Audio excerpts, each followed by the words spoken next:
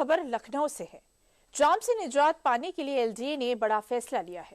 दरअसल सालों से सियासत और विवादों से घिरा जेपीएनआईसी सेंटर को लेकर एलडीए ने बड़ा फैसला लिया है। अब जेपीएनआईसी के परिसर को मल्टी लेवल पार्किंग के लिए तैयार किया जाएगा। इस पर एक रिपोर्ट देख लेते हैं।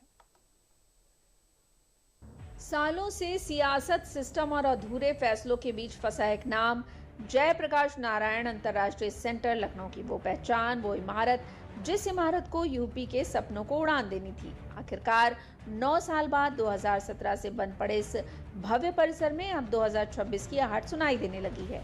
जहां कभी अंतर्राष्ट्रीय सम्मेलनों, सांस्कृतिक आयोजनों और बड़े आयोजनों की गूंज होनी थी, वो सेंटर सियासत की खामोशी की धूल ओढ़े खड़ी रही।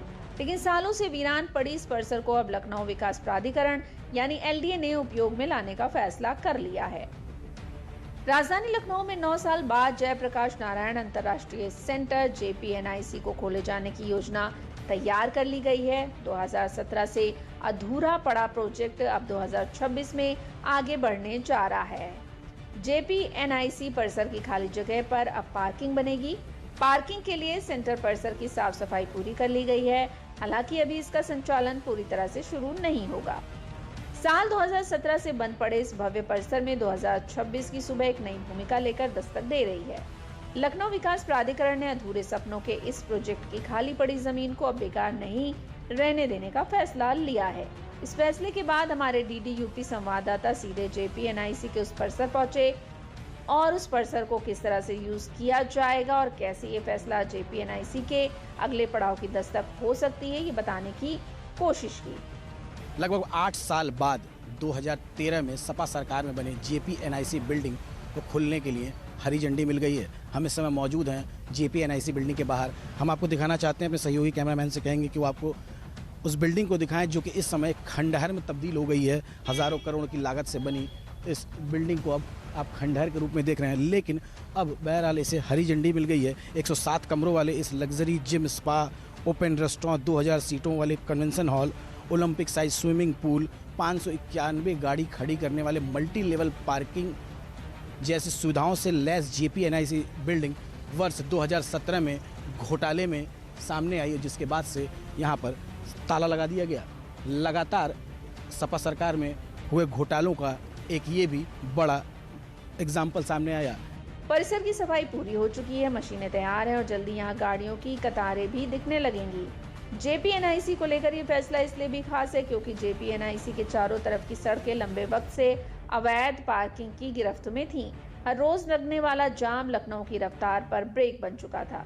एलडीए ने इस पर एक अहम बैठक कर ये फैसला लिया कि अब इसे पार्किंग स्पेस के लिए खोला जाएगा, क्योंकि जेपीएनआईसी बिल्डिंग के ठीक सामने भारतीय रिजर्व बैंक और पासपोर्ट कार्यालय से महत्वपूर्ण विभाग हैं, जहां पर आप देख सकते हैं कि रोड के किनारे तमाम गाड़ियां लगती हैं, जिससे आम लोगों को आने जाने में दिक्कत होती है और भीषण जाम लगता है, जिसको देखते हुए एलडीए ने अब यहां पर पार्किंग स्थल बनाने के लिए हरी झंडी दिखा दी है।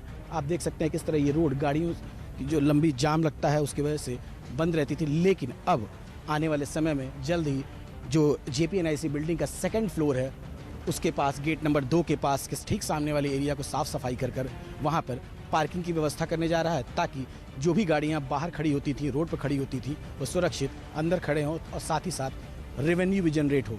फैसले से अब परिसर की बड़ी खाली जगह का इस्तेमाल पार्किंग एरिया के रूप में करने से इलाके में ट्रैफिक की समस्या खत्म हो जाएगी और लोगों को गाड़ी पार्किंग की अच्छी सुविधा मिल जाएगी। जेपीएनआईसी के संचालन का जिम्मा योगी सरकार ने लखनऊ विकास प्राधिकरण एलडीए को सौंप दिया था। इसके बाद से एलडीए सेंटर को शुरू करने की तैयारी कर रहा है, लेकिन अधूरे निर्माण और बजट की कमी के कारण अब तक संचालन को लेकर स्थिति साफ नहीं हो सकी है।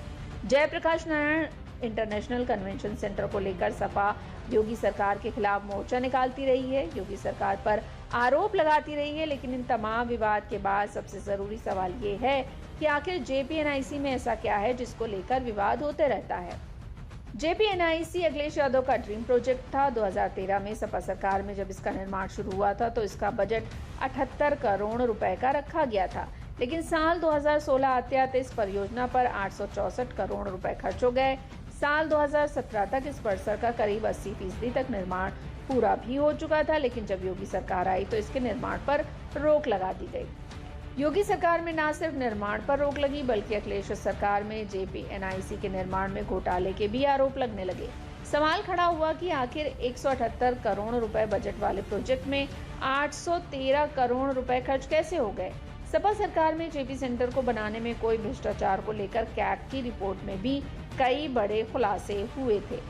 सपा सरकार में कैग ने कहा बिना टेंडर के कई काम करवाए गए थे। एसी सिस्टम देखने के लिए एलडीए के कई अधिकारी चीन घूमने गए थे। एलडीए अफसरों पर 7 देशों से उपकरण और पत्थर इंपोर्ट कर करोड़ों रुपए बहाए। सपा ने इसका ठेका अखिलेश के करीबी संजय सेठ के शालीमार कंपनी को दिया था। योगी सरकार ने जब सत्ता में आने के बाद जेपी सेंटर में भ्रष्टाचार की जांच कराई तो कई चौंकाने वाले सच निकल कर आए। तब जेपीएनआईसी का बजट बढ़ाने वाले एलडीए अफसरों ने इसे प्रोजेक्ट के नाम पर विदेश दौरे का भी खूब मजा उठाया था। मामले की जांच अभी भी जारी है। योगी सरकार ने जब इस जेपीएनआईसी के निर्माण पर रोक लगाई थी तो मामला हाईकोर्ट भी गया था, लेकिन रोक अभी जारी है। अब एक नजर जेपीएनआईसी को लेकर अब तक क्या क्या हुआ इसको भी समझ लेते हैं। 2013 में जेपीएनआईसी का निर्माण कार्य शुरू हुआ। 2015 में निर्माण कार्य शालीमार ग्रुप को सौंपा गया। 2016 में अखिलेश यादव ने स्पोर्ट्स कॉम्प्लेक्स का उद्घाटन किया। 2017 में नई सरकार भाजपा आने के बाद निर्माण की जांच के आदेश दिए। 2018 में दिसंबर से निर्माण कार्य ठप हुआ। 2023 में निर्माण पूरा करके शुरू करने की योजना बनाई गई। 2023 में एलडीए ने निर्माण के लिए 90 करोड़ रुपए की मांग की। 2024 के अक्टूबर में अखिलेश यादव बिना अनुमति जयप्रकाश नारायण की जयंती पर पहुंचे और विरोध किया। ये फैसला यूं ही नहीं लिया गया। जेपीएनआईसी के आसपास की सड़कों पर अवैध पार्किंग ने ट्रैफिक को ऐसा जकड़ रखा है कि आम लोगों से लेकर वीआईपी मूवमेंट तक प्रभावित होता रहा है। अब प्रशासन का दावा है कि परिसर की विशाल खाली जमीन को पार्किंग एरिया में तब्दील करने से इलाके में जाम से राहत मिलेगी। सड़कों पर बेतरतीब खड़ी गाड़ियों से निजात मिलेगी और लोगों को सुरक्षित व सुव्यवस्थित पार्किंग की सुविधा मिलेगी।